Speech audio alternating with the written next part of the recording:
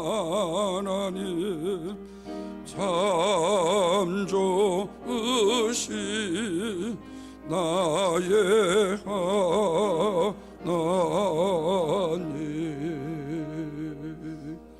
할렐루야, 아멘. 저와 여러분은 우리 하나님의 은혜로 사는 하나님의 백성들입니다. 그런데 하나님의 백성이면서도 불구하고 하나님의 백성다운 삶을 살기보다는 오히려 세상 백성으로의 삶을 살려고 나아가는 이런 노력과 열심들이 더 필요한 분들도 종종 있지요. 이것은 내 힘과 내 노력과 내 열정으로 살려고 한다거나 인간적인 선과 정의라는 것으로 살려고 하기 때문에 그렇습니다. 그러다 보니까 하나님의 은혜와 축복을 망치는 결과를 가져오게 된다는 겁니다. 그래서 성경에 하나님의 은혜와 축복을 망치는 두 가지가 있습니다. 하나는 인간적인 선, 두 번째는 인간적인 정의입니다. 왜 그러면 이 선과 정의라는 것이 좋은 것인데 하나님의 은혜와 축복을 망치는 것인가? 그것은 인간적인 선과 정의라는 것이 하나님의 은혜를 가로막는 하나의 도구가 되기 때문에 그래요. 이 말씀을 드리면 어떤 분들은 그러면 기독교인들은 선과 정의 인생을 살면 안 되는가? 이런 질문을 하게 될 거예요. 그러나 이것은 오해하면 안 됩니다. 우리가 이를 알기 위해서 먼저 하나님의 속성을 알 필요가 있죠. 하나님의 속성에는 두 가지가 있습니다.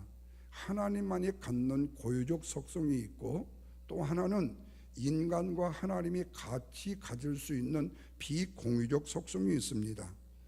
그러면 하나님만이 가질 수 있는 공유적 속성이 뭐냐? 바로 전지전능하신, 영원불멸하신, 무소부지하신 6가지입니다.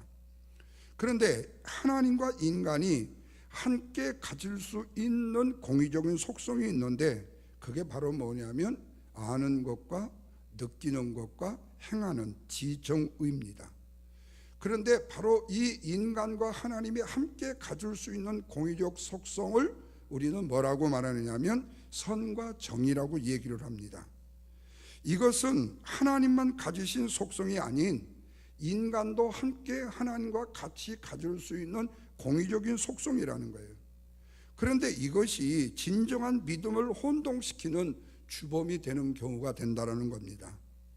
이것 때문에 사람들은 인간적인 선을 잘 베푼다거나 정을 많이 주게 되면 그 사람의 신앙의 기준이 굉장히 퀄리티가 높은 걸로 측정을 하는 거예요.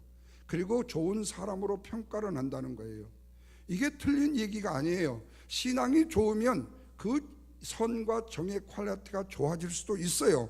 그런데 보통 인간의 가식과 유선은요, 바로 이 선과 정의라는 것 자체를 하나님이 보시는 구원의 문제와는 다르게 우리 신앙에는 취급해야 된다는 거예요. 그러니까 세상적인 기준이 정을 많이 주고 인간적인 선을 많이 베풀게 되면 그 사람이 굉장히 믿음이 좋은 사람으로 평가되는 그런 기준이다 보니까 오직 진리만 앞장세우고 그 진리만을 주장하는 신앙인들은 무슨 존재로 전락이 되느냐? 이기적이고 배타적인 사람으로 생각한다는 거예요. 언젠가 한번 말씀을 드렸을 거예요. 한국에서 굉장히 큰 장례식들이 종종 있는데 뭐 대통령이 서거를 한다거나 아니면은 뭐 굉장히 종교인이 또 어떤 추기경이 아니면은 유명한 목사님이 그리고 또 뭡니까 스님이 뭐 이런 등등에 보면 장례식이 있는데 목사님들의 장례식은 뭐 조영규 목사님이 돌아가셨어도 그렇게 크게 성대하진 않더라고요. 그런데 김수환 추기경양분이 세상을 떠났을 때에요, 한국이 발딱 뒤집어졌습니다. 한국의 카톨릭교회의 아버지라는 김수환 추기경이 죽게 되니까 온 나라가 난리가 났어요. 또 하나 서울시장을 2번 연임이나 했던 분이 성추행으로 자살을 했는데 그때도 서울시가 난리가 났습니다. 대한민국 백성이 장례식장에 꽃을 들고 그냥 들이 달라드는 난리가 났어요. 사람들은 이 사람들에 대해 죽음에 대해서 안타까워했어요. 또 심지어 언론은요, 그분들의 생애를 조명해 가면서 이분들이 세상을 살면서 얼마나 좋은 일을 많이 했는 분인가, 그런데 이분이 안타깝게 가셨다는 거예요. 그거를 보도를 합니다. 그러다 보니까 어떤 분들은 세상의 빛이었다고까지 칭찬을 해요. 그분은 세상의 빛이었다, 이렇게 해요. 성추행하고 자살을 한 사람도 이전에 서울 시민에게 베푼 일이 많다고 그분이 세상의 빛이었다는 거예요. 그러면 성추행을 당한 그 가족들과 그 당사자, 그 주위의 사람들은 어쩌라는 거예요? 그게 빛이에요? 똥이지요? 예. 그런데 빛이라는 거예요. 수십만 명의 시민들이 선한 일을 하다가 죽은 사람 얼굴을 보기 위해서 국화꽃을 들기 위해서 줄을 200m, 300m 늘어서 했어요. 제가 이 말씀을 드리는 건 그분들의 죽음을 폄하하기 위해서 이 말씀을 드리는 게 아닙니다. 세상적인 선과 정에 대한 부분을 말하는 겁니다. 그렇다면 지금부터 2000년 전에 우리의 죄를 사해 주시기 위해서 십자가에서 죽으신 예수 그리스도의 죽음은 어땠는가 하는 거예요.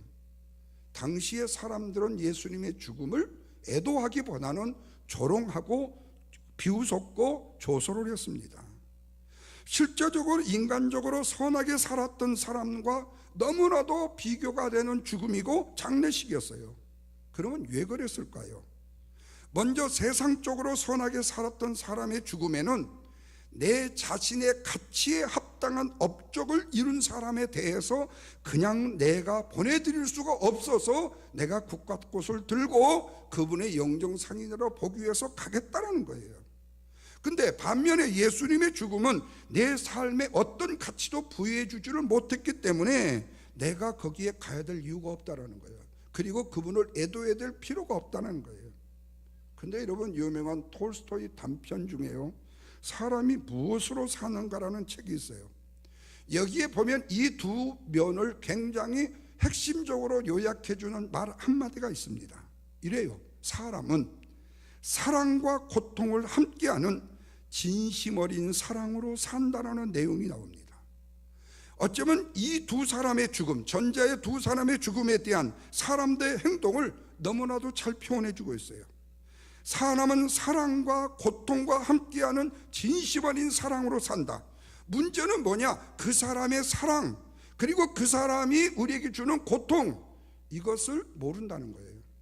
진정한 그분이 행하던 사랑과 고통을 모른다는 거예요. 예수님이 진정으로 우리를 사랑하는 것과 우리에게 주신 고통이 뭐였는가를 모른다는 거예요.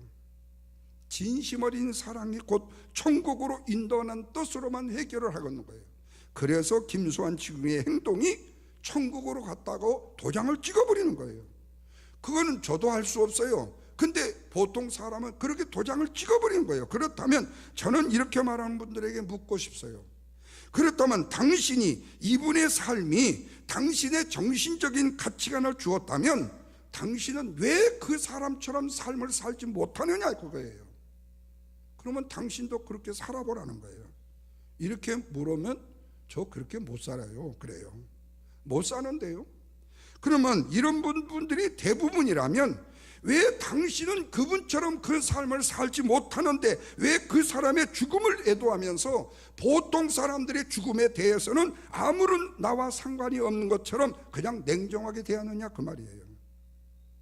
여러분, 이 말을 들으면 또 오해하실 분들이 계실지 모르겠지만은요, 비근한 예로 한번 보십시오. 오래전에 대한민국의 적폐청산의 주역이라고 말했던 박근혜 대통령이요, 당시 언론에서 탄핵을 당했는데요, 언론뿐만 아니라 법원에서, 대법원에서 탄핵을 당했죠. 근데 당시 언론의 방송에 패널로 나온 사람들까지요, 청와대에서 구술했다, 세월호 7시간 동안 누구하고 뭐 정을 나누고 어디 호텔에서 잠을 잤다. 실제로 박근혜 대통령이 그 사람에게 끼친 해가 없어요, 방송 패널한테요. 그런데 입에 거품을 품으면서, 그것도 자기가 하는 얘기가 아니요, 신문방송의 거짓 기사들이 쓴 거, 흥미롭고 호기심 있게 쓴 방송의 기사와 신문 기사의 내용을 가지고 마치 그것이 진실인 양 돈 받으면서 패널로 그 사람을 욕했던 거예요. 예. 심지어 당시에 성추행으로 자살했던 그 사람도요, 박 대통령에 대해서 저 여자는 지옥에 가야 된다고, 마땅하다고, 심지어 저 여자가 만약에 천국에 간다면 나는 천국 가고 싶지 않다고 이렇게 데모하는 무리들까지 있었잖아요. 저는 이런 사람들을 보면서 이런 생각을 하게 되어져요. 그렇다면 선한 일을 한 사람의 죽음과 지옥으로 떨어져라고 주장하는 사람들은 과연 무엇으로 사는가? 그렇게 말하는 패널들과 그렇게 데모하는, 그렇게 이구동성으로 말하는 당신은 과연 뭘로 사는가 하는 거예요. 그러면서 성도들에게 묻고 싶은 거예요. 오늘 우리의 신앙인은 과연 무엇으로 사는가? 예수 그리스도의 피 흘림으로 은혜로 사는가? 아니면 내 자신이 열심히 노력한 노동의 대가로 먹고 사는가 말이에요. 제가 드리고 싶은 말씀은 이거예요. 우리 신앙인은 우리의 자신의 수고의 대가와 땀 흘림의 대가로만 먹고 사는 사람이 아니라 우리 주 예수 그리스도의 피 흘리심의 은혜를 힘입고 살아가는 연약한 죄인이라는 사실이에요. 이게 바로 신앙의 본분이고 진정한 인생의 삶의 본분이라는 말씀입니다. 여러분, 이를 증명하는 내용이 마태복음 20장에 포도원의 품꾼과 주인에 관한 말씀으로 기록이 돼요. 어떤 품꾼은 아침에요 6시에 와가지고 하루 종일 오후 5시까지 일을 했어요. 6시까지 일을 했어요. 근데 어떤 품꾼은요 오후 5시에 일꾼으로 부름을 받아가지고 단 1시간 일하고 6시에 퇴근을 해요. 그런데 포도원 주인이 품꾼들에게 삭스를 주는데 모두 다 똑같이 한 데나리온씩을 주는 겁니다. 이것이 하루 종일 일한 사람, 아침 5시부터 6시부터 오후 6시까지 일한 사람은 더위와 싸워서 일을 했고 땀을 뻘뻘 흘리는 사람의 입장이었어요. 근데 주인이 1시간 일한 사람에 대해서도 그렇게 12시간을 일한 사람의 대가와 똑같이 처리하는 것을요 마음이 들지 않는 거예요. 자기 마음이 안 드는 거예요. 참을 수가 없는 거예요. 그래서 그 주인에게 따졌어요. 왜? 내 자신의 노동에 대한 정당한 대가를 저들과 똑같이 취급을 해주냐고요. 그렇게 항의를 하는 거예요. 그러자 주인이 3가지로 얘기를 합니다. 첫째는 나는 당신과의 고용계약이 아침 6시에서 오후 6시까지 한 데나리온을 주기로 약속을 했다는 것. 두 번째, 나중에 1시간을 일했음에도 불구하고 내가 한 데나리온을 그 사람에게 당신과 똑같이 주는 것은 주인인 내 마음이라는 것. 셋째는 그래서 나는 당신과의 약속을 철저히 지켰기 때문에 당신은 나에 대해서 항의를 할 이유가 없다 그 말이에요. 세상적인 논리로 보면요 이거 죽을 일이죠. 이해가 안 되는 일이죠. 예. 그런데 이해가 안 되고 죽을 일이지만 어쩌자는 거예요. 내가 당신의 노동 착취를 한 게 아니란 말이에요. 당신은 오늘 하루 종일 12시간 일해서 한 데나리온을 준다고 했고 1시간을 일한 사람에게 내가 한 데나리온 아니 반대로 준다는 약속이 없어서 내가 내 마음대로 한 데나리온을 준다는 거예요. 그런데 왜 당신은 왜 한 데나리온을 준 나에게 싸우려고 덤비냐 거예요. 근데 이게 바로 뭐죠? 세상적인 선과 정의라는 거예요. 여러분, 노동으로 사는 사람은요 항상 자신이 땀 흘린 만큼의 받을 수 있다는 당위성을 가지고 있습니다. 그런데 놀라운 것은 뭐냐? 입술로는 항상 주님의 피 흘리심의 은혜 속에 산다고 말을 하지만 마음에서는 피 흘림에 대한 은혜와 상관이 없이 생활을 해버린다는 거예요. 그래서 여러분 오늘날 보십시오.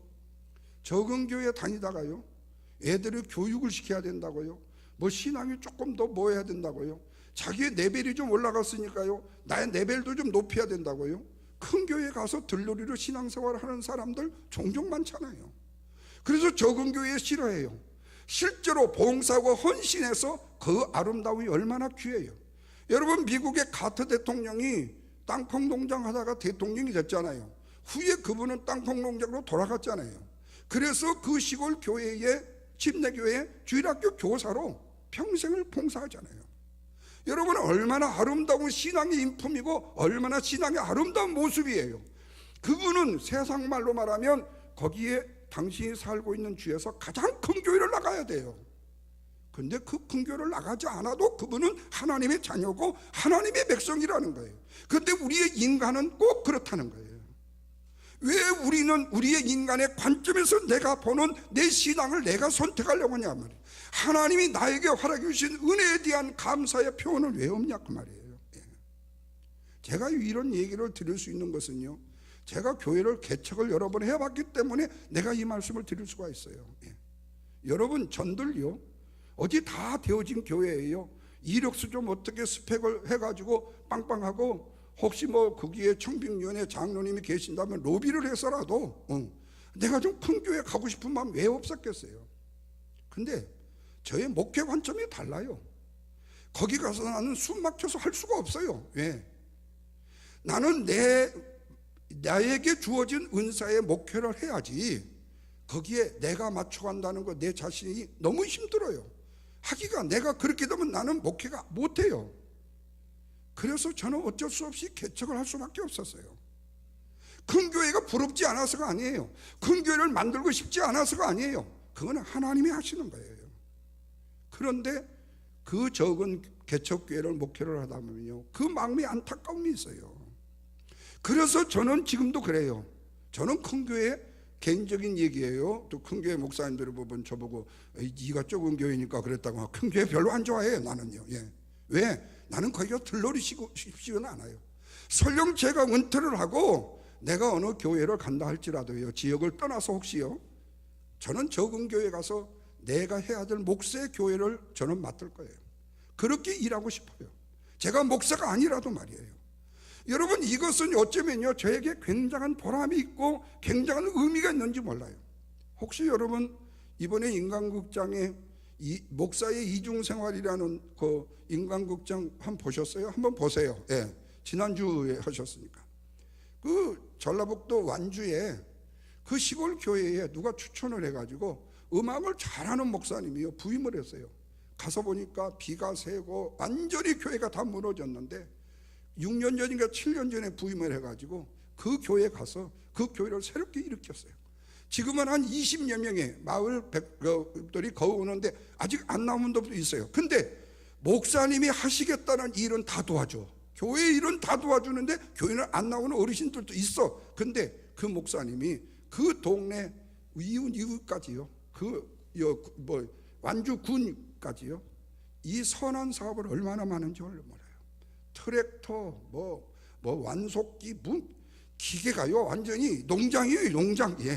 가서 다 무료로 일을 해줘요. 그 기계를 사가지고요. 그리고 또 가서 찬양 집회 해주고요. 참 내가 그분을 보면서요, 야, 그러면서 그분이 그래요. 파모종으로 하면서 이렇게 말을 해요. 목사는 설교를 말로만 하는 게 아니고 몸으로 하는 겁니다.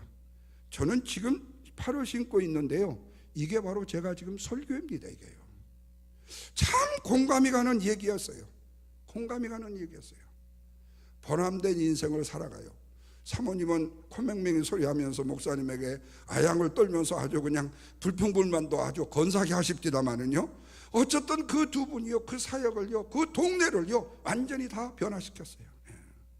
또 하나는 어떤 한 분 장로님이요, 시골에 다 쓰러져가는 교회를 일으킴으로 그 마을 전체 지역 면을요 다 일으킨 일도 있다라는 그런 기사도 봤어요. 사랑하는 여러분, 중요해요.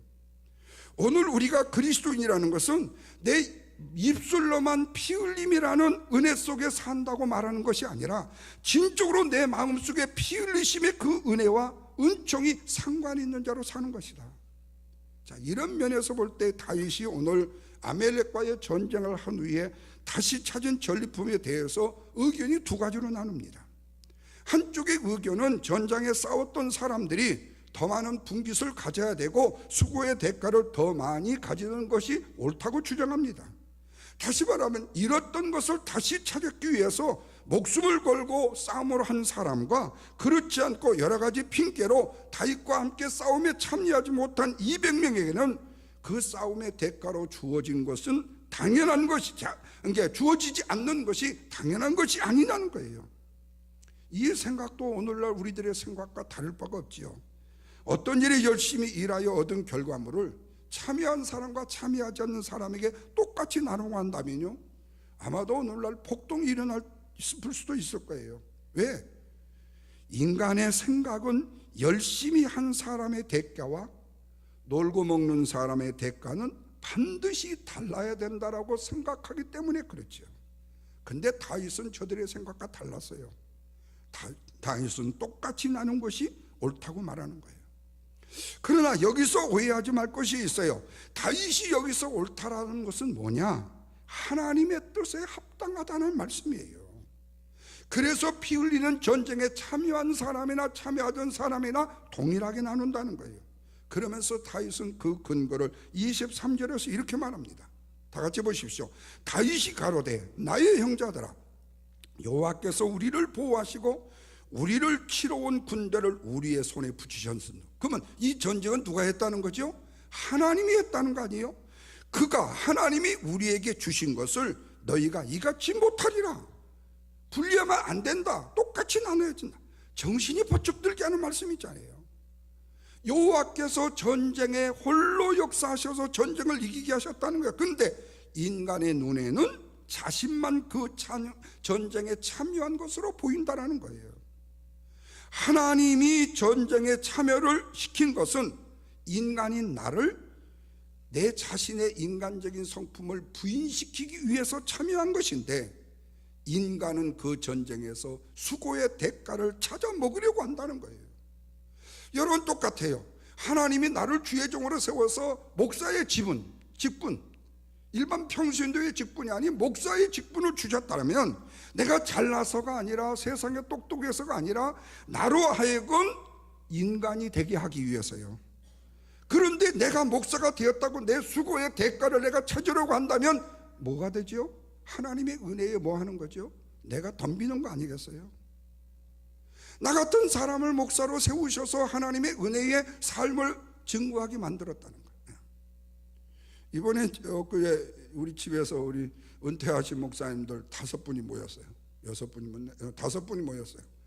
그래가지고 사모님들 다 같이 서로 이 얘기를 하는데 참 감사함을 다 얘기해요. 그래도 이렇게 살아갈 수 있다는 그 은혜가 얼마나 감사한지. 근데 이게 실제로 우리가 일한 대가라고 생각하면 안 되죠. 하나님의 은혜이죠. 하나님의 은혜죠. 그렇다면 이제 노후에 우리의 인생의 삶 자체는 뭐죠? 나에게 하나님이 어디에 어떤 자리에 어떤 위치에 심어줄지 우리는 알 수 없잖아요. 그렇다면 이제 우리는 하나님이 심겨준 그 자리에, 그러나 인간의 계획은 내가 좀 놀고 내가 좀 쉬고 내가 여행도 다니고 뭐 이런 얘기는요, 우리 입으로 얼마든지 얘기할 수 있어요. 저도 그렇게 열심히 이 얘기를 해놓고도 순간 그래요. 하나님이 너 어디로 가라고 하면 어떡할래? 어떻게 해요? 가야지요. 왜? 지금까지 은혜로 살았으니까요. 그러니까 인간이 생각하는 선과 하나님의 선의 차이를 우리는 발견하게 된다는 거죠. 인간이 생각하는 선은요, 노동의 대가예요. 그러나 하나님의 선은요, 은혜의 대가예요. 그런데 우리의 인간이 생각하는 노동의 대가만 기억하고 산다면 우리의 삶은 힘들고 굉장히 고통스럽고 어려운 삶이 되어지게 되는 거예요. 그럼에도 불구하고 우리의 마음의 풍족은 물론이고 우리의 마음의 모든 삶에서 풍족을 누리고 산다는 것은 우리가 받아 누리는 축복이 내 노동의 대가로 누리는 선이 아니라 하나님의 은혜의 대가로 선이기 때문에 우리는 어떤 역경도 환난도 고통도 이기며 승리하는 삶인 것을 믿으시면 아멘 하시길 바랍니다. 여러분, 그 예로 고린도후서 8장 1절 이하의 말씀에 연보에 관한 이야기를 보면 알게 되어져요. 먼저 하나님께서 마게도냐 교인들에게 주신 은혜를 너희에게 알게 하노니 환난의 많은 시련 가운데 저희가 넘치는 은혜와 극한 가난이 저희로 풍성한 연보를 넘치게 했다. 그리고면서 뭐라고요? 이들이 힘이 지나도록 자원하여 먼저 자신을 죽게 드리고, 여기에 중요합니다. 먼저 자신을 죽게 드리고 또 하나님의 뜻을 쫓아 우리에게 주었도다. 오직 너희는 믿음과 말과 지식과 모든 간절함과 우리를 사랑하시는 이 모든 일에 풍성한 것 같이 이 은혜에도 풍성하리라. 우리 주 예수 그리스도의 은혜를 너희가 알거니와 부유하게 하신 자로서 너희를 위하여 가난하게 되심은 너희의 가난함을 인하여 너희를 부유케 하려 하심이라. 할 마음만 있으면 그대로 받으실지요 없는 것을 받지 아니하시리라. 이제 너희의 유효한 것으로 너희의 부족한 것을 보충하는 것은 후에 너희의 유효한 것으로 너희의 부족한 것을 보충하여 평균이 되게 하려 함이라. 기록한 것 같이 많이 거둔 자도 남지 아니하고 적게 거둔 자도 모자라지 아니하니라는 말을 결론을 해요. 여러분, 이 말씀을 보시면 바울은 마게도냐 교인들이 연보하는 것을 칭찬해요. 그러면서 이들이 연보한 것이 그냥 마음속에 순간에 감동이 돼갖고 한 것이 아니라 이들이 어떻게 하면 하나님의 은혜의 성도를 섬기는 일에 참여할 수 있을까를 간절히 구했다는 거예요. 그러나 바울 쪽에서 돈이 얼마 정도에 필요하다는 사실을 알려주었고 마게도냐 교회들은 힘이 지나도록 그 연보를 보충해서 도와줬다는 거예요. 그러다가 고린도 교회에 작정해서 작정 헌금을 하라는 뜻으로 들리되죠. 그렇다면 이것은 마치 사건과 다를 바가 없어요. 그러나 바울은 이렇게 말한 뜻은 너희들이 작정 헌금을 해서 나한테 반드시 보내야 된다 의도가 아니에요. 바울의 말은 이 일을 통해서 고린도 교회에 사랑하는 성도들아, 너희들이 성도가 되었는데 무엇으로 사는 줄 아니? 이거를 말하고 싶은 거예요. 바울은 여기서 성도는 가난한 형제를 도와주는 진실한 사랑으로 살아야 한다는 것을 말하기 위해서 이 연보에 대한 얘기를 해요. 이렇게 말하면 앞에서 말했던 죽은 김수환 추기경처럼 그분의 삶, 아니면은 얼마 전에 지성 스님이 절간에 들어가고 불을 질러갖고 죽었다고 그러고 이제는 테레사 수녀가 굉장히 사는 이런 인간적인 사람들의 선의 모습들을 생각할 수 있을 거예요. 바울은 그들의 인간의 선의 이야기를 하는 게 아니에요. 인간적인 사랑을 바울이 말하는 것이 아니에요. 성도는 예수 그리스도의 피 흘림의 은혜로 사는 것이지 인간적인 도움과 돈으로 사는 것이 아니라는 사실을 말하기 위해서인 거예요. 성도의 노동이라는 것은 선한 대가로 주어지는 것이 아니라 십자가의 은혜로 선한 삶을 사는 것이라는 사실을 말하고 싶은 거예요.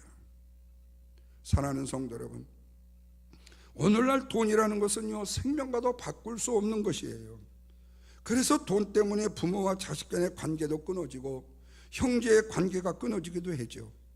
그래서 그 피 같은 생명과 돈을 내어놓는다라는 것은요 내 자신의 생명을 끊는 것과 같은 것으로 생각할 수 있어요. 그래서 생명을 내어놓음으로 내 자신이 무엇으로 사는지를 증명한다는 거예요.